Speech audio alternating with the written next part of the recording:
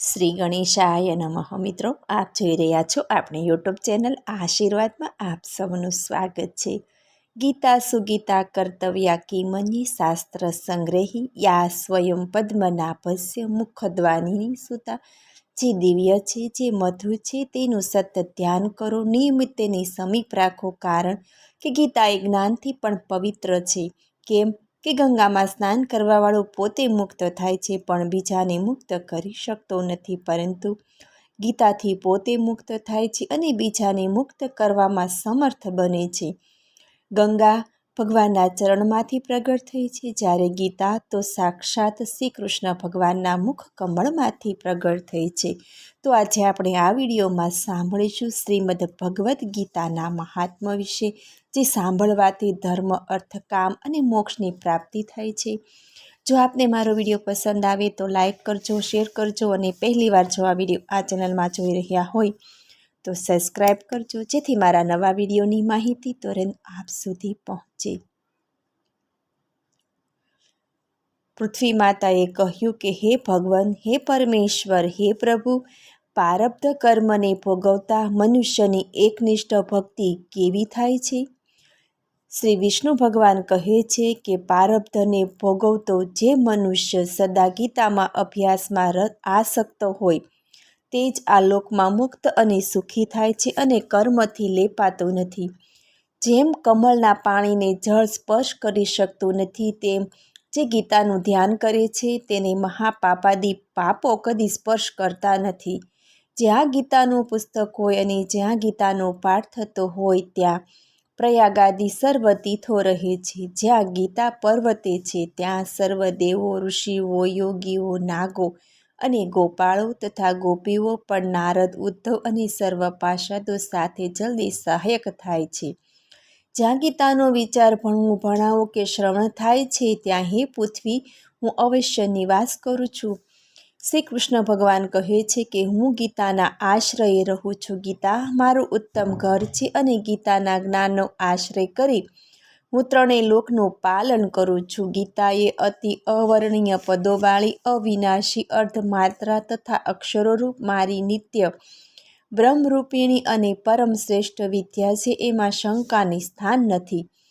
વળી તે સચ્ચિદાનંદ શ્રી કૃષ્ણે પોતાના મુખેથી અર્જુનને કહેલી ત્રણ વેદરૂપ, પરમાનંદરૂપ અને તત્વરૂપ પદાર્થના જ્ઞાનથી યુક્ત છે.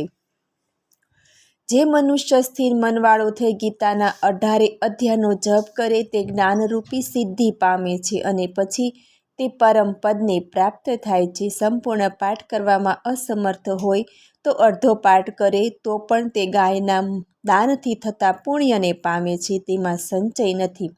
ત્રીજા ભાગનો પાઠ કરે તો ગંગા સ્નાનનું ફળ પામે અને છઠ્ઠા ભાગનો જો પાઠ કરે તો સોમયાગનું ફળ પામે છે. જે મનુષ્ય ભક્તિ યુક્ત થઈ નિત્ય એક અધ્યાયનો પણ પાઠ કરે તો તે રુદ્રલોકને પામે અને શિવજીનો ગણથી લાંબો સમય રહે છે. તો હે પૃથ્વી, જે મનુષ્ય નિત્ય એક અધ્યાય, એક શ્લોક અથવા શ્લોકના એક ચરણનો પાઠ કરે છે તે મન્વંતર સુધી મનુષ્યપણાને પામે છે. જે મનુષ્ય ગીતાના 10, 7, 5, 4, 3, 2, 1 કે અડધા શ્લોકનો પાઠ કરે તો તે અવશ્ય 10,000 વર્ષ સુધી ચંદ્રલોકને પામે છે. ગીતાના પાઠમાં જોડાઈને મરણ પામેલો મનુષ્ય પશુ આદિનો અધમ દેહ ન પામતા મનુષ્યપણું પામે અને ત્યાં ગીતાનો ફરી અભ્યાસ કરી ઉત્તમ મુક્તિ પામે છે. ગીતા એવો ઉચ્ચાર સહિત જે મરણ પામે છે તે સદગતિ પામે છે. ગીતાનો અર્થ સાંભળવામાં તત્પર થયેલો માણસ મહાપાપી હોય તો પણ વૈકુંઠને પામે છે અને વિષ્ણુ સાથે આનંદ કરે છે. જે અનેક કર્મો કરી નિત્ય ગીતાના અર્થનો ફક્ત વિચાર કરે તેને જીવન મુક્ત જાણો અને તે મરણ પછી તે પરમ પદને પામે છે. ગીતાનો આશ્રય કરી જનક આદિ ઘણા રાજાઓ પાપરહિત થઈ આ લોકમાં ગવાયા છે અને પરમ પદ પામ્યા છે. જે ગીતાનો પાઠ કરી મહાત્માનો પાઠ કરતા નથી તેનો પાઠ નિષ્ફળ જાય છે અને એવા પાઠને સમરૂપ જ કહ્યો છે. આ મહાત્મા સહિત ગીતાનો જે અભ્યાસ કરે તે ફળ પામે અને દુર્લભ ગતિ મેળવે છે. સૈનિક ઋષિ બોલ્યા કે હે સૂત, અતિ પૂર્ણ કાળમાં મુનિ વ્યાસજીએ કહેલું તથા શ્રુતિઓમાં વર્ણવેલું ગીતાજીનું મહાત્મ્ય મને બરાબર કહો. સુતજીએ કહ્યું, આપે જે પુરાતન અને ઉત્તમ ગીતા મહાત્મ્ય પૂછ્યું તે અતિશય ગુપ્ત છે, તેથી તે કોઈ કહેવા સમર્થ નથી. ગીતા મહાત્મ્યને શ્રી કૃષ્ણ સારી રીતે જાણે છે, કંઈક અર્જુન જાણે છે, તથા વ્યાસ, સુખદેવ, યજ્ઞવાલ્ક્ય અને જનક વગેરે તેને થોડું ઘણું જાણે છે. બીજાઓ કર્ણ પરંપરાથી સાંભળી લોકમાં વર્ણવે છે. માટે શ્રી વ્યાસજીના મુખેથી મેં જે સાંભળ્યું છે આજે હું તમને કહું છું, જે આપોઆપ શ્રી વિષ્ણુ ભગવાનના મુખ કમળમાંથી નીકળેલી છે. તે ગીતા સારી રીતે ગાવા યોગ્ય છે. બીજા શાસ્ત્રોના સંગ્રહથી શું ફળ? ગીતા ધર્મમય, સર્વ જ્ઞાનથી પ્રયોજક તથા સર્વશાસ્ત્રમય છે. માટે ગીતા શ્રેષ્ઠ છે. જે મનુષ્ય ઘોર સંસાર સાગર તરવા ઈચ્છે તેને ગીતા રૂપી વહાણ પર ચડી સુખથી પાર પહોંચવું. જે પુરુષ આ પવિત્ર ગીતા શાસ્ત્રને સાવધાન થઈ ભણે તે ભય, શોક આદિથી રહિત થઈ વિષ્ણુ પદ પામે છે. ગીતાનું જ્ઞાન જેણે સદાય અભ્યાસયોગથી સાંભળ્યું નથી, છતાં જે મોક્ષ ઈચ્છે તે મૂઢ આત્મા બાળકની પેઠે હાસ્ય પાત્ર થાય છે. જેઓ રાત દિવસ ગીતાશાસ્ત્ર ભણે છે અથવા તેનો પાઠ કરે છે, સાંભળે છે, તેઓને મનુષ્ય નહીં પણ નિસંચય દેવો જ જાણવા. દરરોજ જળ વડે સ્નાન મનુષ્યનો મેલ દૂર કરે છે, પણ ગીતારૂપી જળમાં એક વારનું સ્નાન સંસારરૂપી મેલનો નાશ કરનાર છે.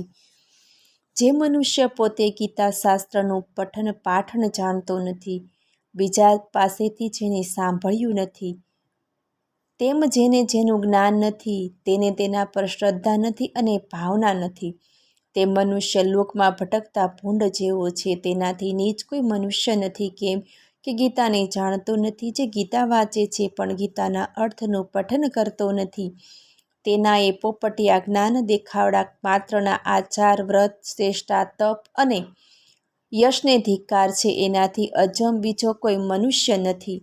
જે જ્ઞાન ગીતામાં ગવાયું નથી તે વેદમાં અને વેદાંતમાં નીદેલું હોય, નિષ્ફળ, ધર્મરહિત અને આસુરી જાણવું.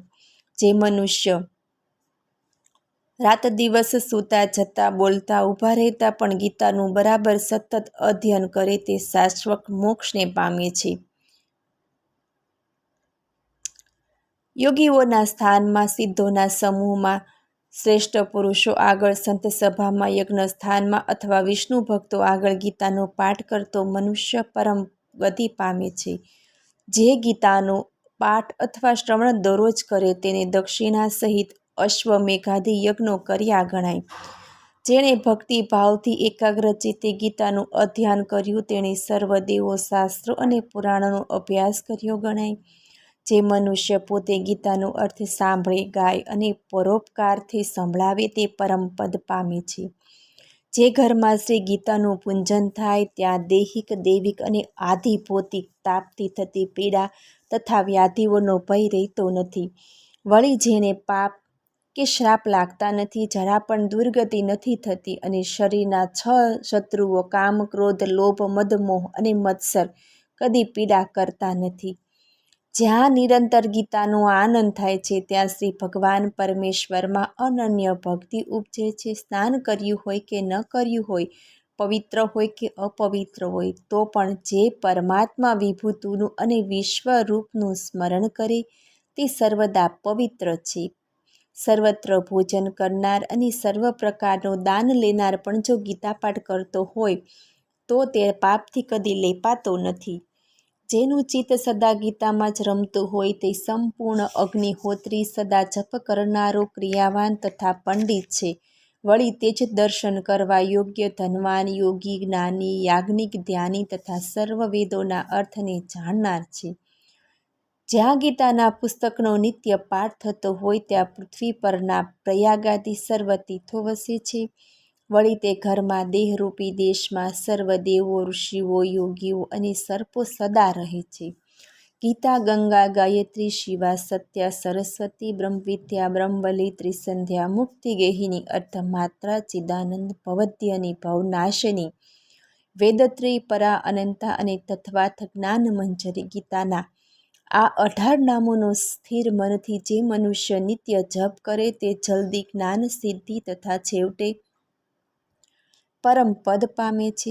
જે કર્મ કરે તે સર્વમાં ગીતા પાઠ ચાલુ રાખવો, જેથી તે કર્મ નિર્દોષ રીતે સમાપ્ત કરી તેનું પૂર્ણ ફળ પામે. જે મનુષ્ય શ્રાદ્ધમાં પિતૃઓને ઉદ્દેશી ગીતાનો પાઠ કરે તેના પિતૃઓ સંતુષ્ટ થાય અને નરકમાંથી સદગતિને પામે છે.